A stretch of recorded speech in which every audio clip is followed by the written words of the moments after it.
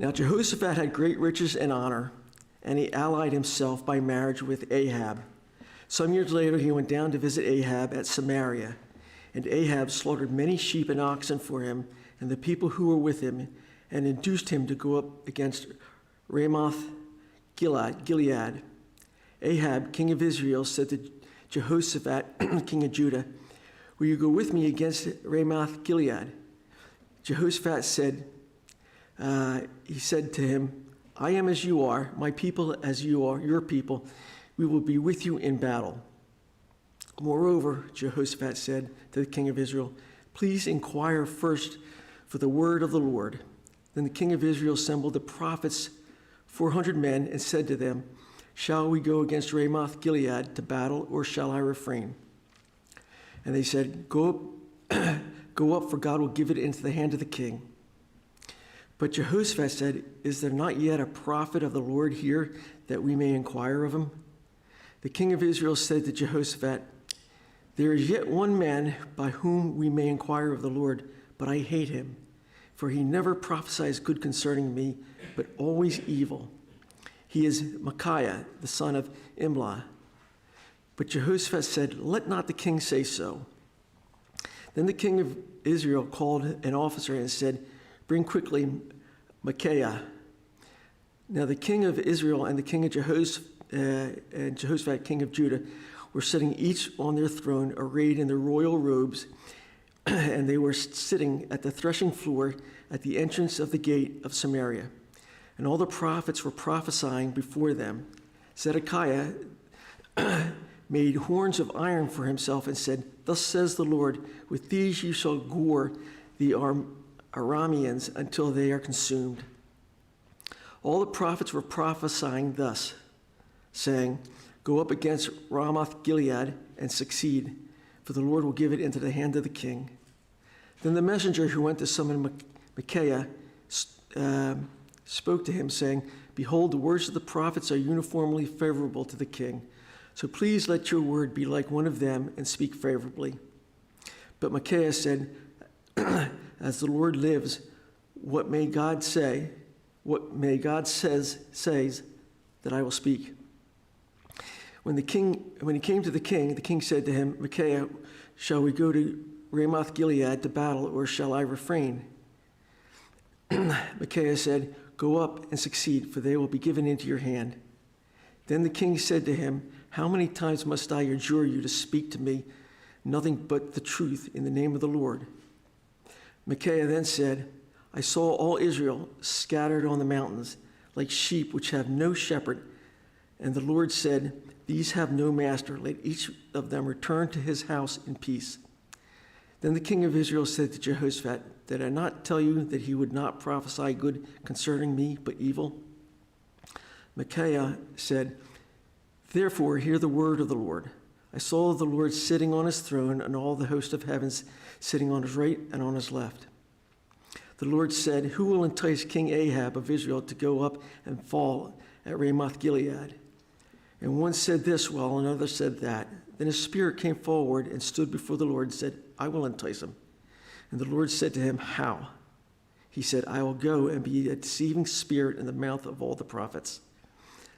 Then the Lord said, 'You are to entice him and prevail also. Go and do so. Now therefore, behold, the Lord has put a deceiving spirit in the mouth of these your prophets, for the Lord has proclaimed disaster against you.'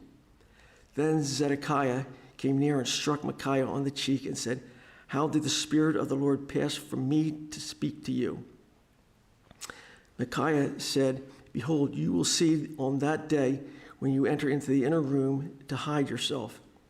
Then the king of Israel said, 'Take Micaiah and return him to Amon, the governor of the city, and to Joash, the king's son, and say, Thus says the king, put this man in prison and feed him sparingly bread and water until I return safely.'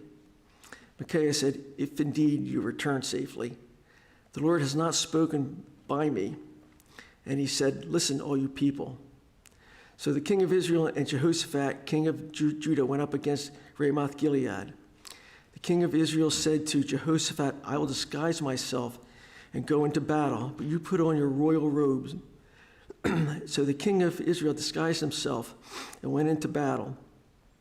Now the king of Aram had commanded the captains of his chariots, saying, "Do not fight with small or great, but with the king of Israel alone." So when the captains of the chariots saw Jehoshaphat, they said, "It's the king of Israel," and they turned aside to fight against him.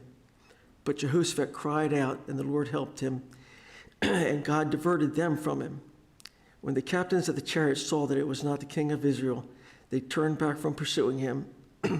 A certain man drew his bow at random and struck the king of Israel in a joint of the armor. So Ahab said to the driver of his chariot, "Turn around and take me out of the fight, for I am severely wounded." The battle raged that day, and the king of Israel propped himself up in the chariot in front of the Arameans until that evening. At sunset, he died. Okay, so going to our question sheets. Question 1. According to 2 Chronicles 18:1, Jehoshaphat allied himself with who? Ahab. King Ahab. By what means did he do that? Which would be found in 2 Chronicles 21:1-6. Yeah. So King Ahab was the king of the Israel kingdom. Jehoshaphat allied himself. He did this by marrying his son Jehoram with the King Ahab's daughter Athaliah. And treaties back then were done for protection and strength, that if your child was now in my kingdom and my child was in your kingdom, they wouldn't attack each other. Or if a third country was coming against them, they would look out for each other. However, a much better treaty or plan of protection for Jehoshaphat would have been to continue his obedience rather than compromise with an ungodly king. And we'll see that Jehoshaphat lacked wisdom on a number of occasions. Question 2, what did Ahab ask Jehoshaphat to do with him in 1 Kings 22:3-4? And did Jehoshaphat go along with it? He asked him to join him in battle, and he did. Yeah. King Ahab asked Jehoshaphat to join him in attacking the king of Aram and to retake the city of Ramoth Gilead. Foolishly, Jehoshaphat agreed. Now, there may be a silver lining in that, because Ramoth Gilead was only 40 miles from Jerusalem. So I don't know if it's possible that Jehoshaphat might think it's more strategically to take that and eliminate the threat of Aram coming down. But nonetheless, he entered into a treaty with King Ahab. Question 3, what did Jehoshaphat do next in 1 Kings 5?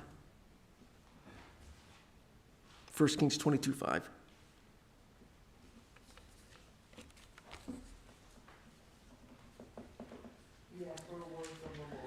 Yeah, he asked Ahab,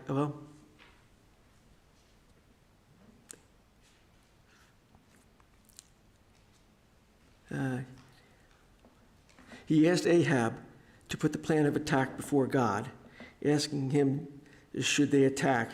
But he did this with the word please on it. And it was kind of, we see here that Jehoshaphat wanted to do right. However, just a verse ago in verse 3, Jehoshaphat had already committed himself to Ahab when he said, "I am as you are, my people as your people, I will be with you in battle." Question 4, apparently the 400 prophets that Ahab consulted were not evidently satisfactory for Jehoshaphat. Why not? They weren't God's prophets. Okay.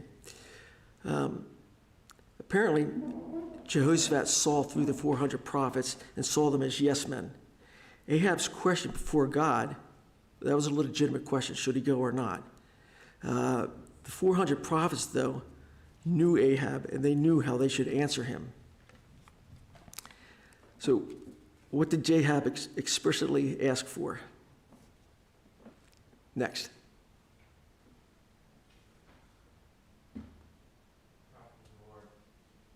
Well, he said, is there not yet a prophet of the Lord here that we may inquire of? So,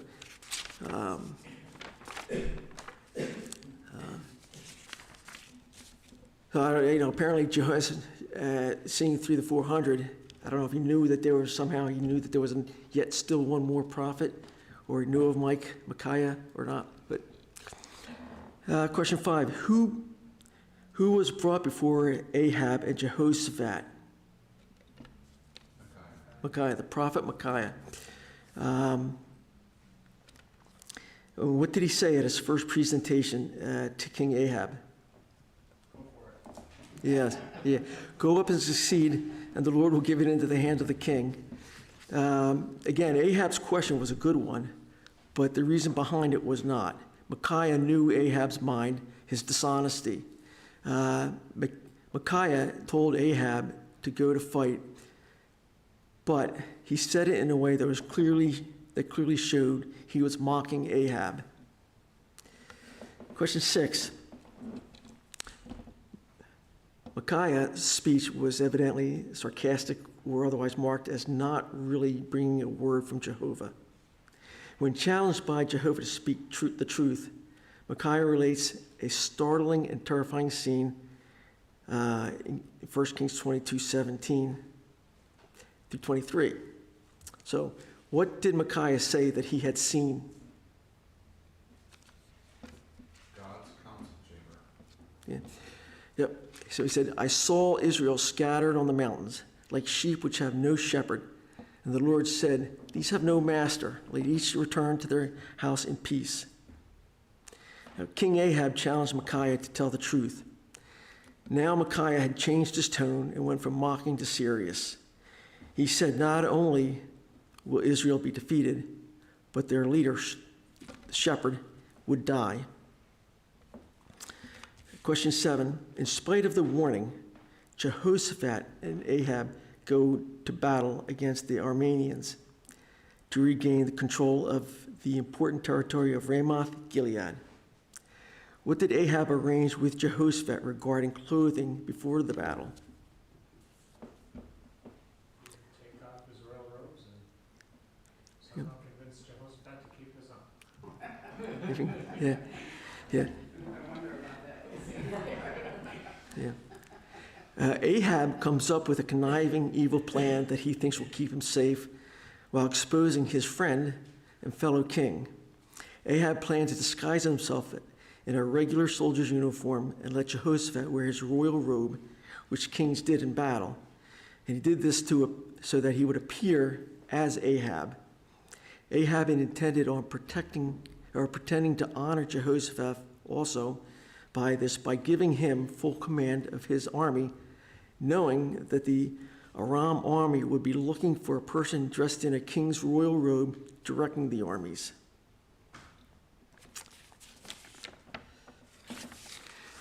Question 8.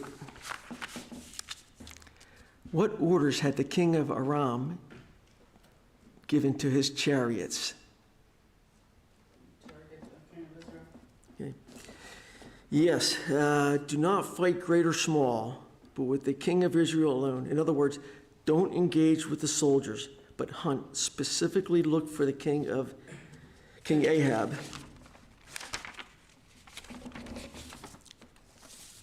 Okay. What happened to Jehoshaphat during the battle, and to whom did he cry out to?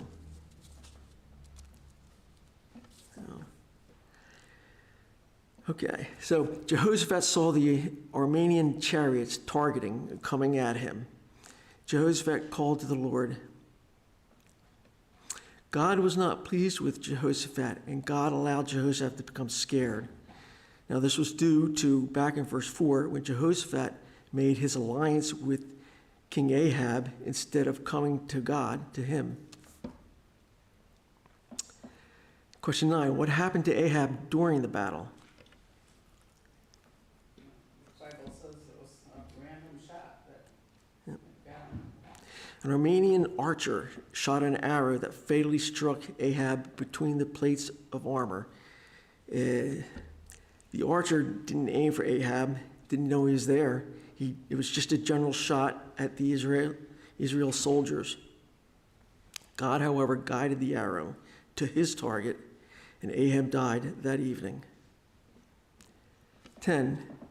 In reading Chronicles 19, 1 through 4, who met Jehoshaphat as he was returning to Jerusalem after the battle? Jehu the seer or prophet met Jehoshaphat. Now Jehu was the son of the prophet Hananiah, who boldly spoke to King Asa a few studies ago. And Jehu, back in 1 Kings 16:4, also prophesied that about King Baasha and about his demise due to his provoking God. In question 11, why did Jehu rebuke Jehoshaphat?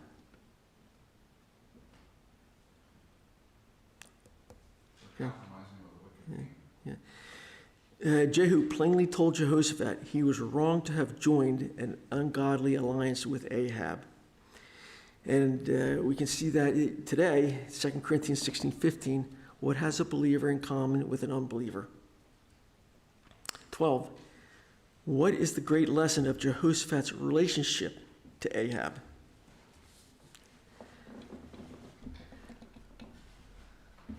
Okay. God has given us the ability of discernment. We should not rush into things. Jehoshaphat went almost willy-nilly into his alliance with Ahab. And even though Jehoshaphat requested Ahab to inquire of God and heard Micaiah's prophecy, he still joined with Ahab. The abilities God has given us, we have to use what God has given us and his abilities to live the most godly life we can. Question 13, 2 Chronicles 19:3 explains why Jehu said that Jehoshaphat had some good. What were the two things that Jehu noted? He previously destroyed the idols in the land, and he had set his heart to seek God. Somehow, I think you look at my notes, I don't know how, but yeah. He removed Asherah from the land and set his heart on God. He abolished idolatry and paganism.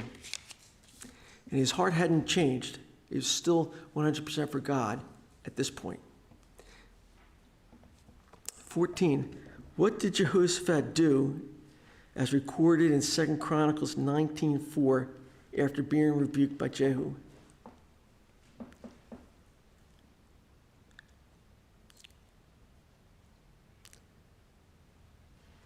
Okay. He instituted judicial reform, including religious and civil matters.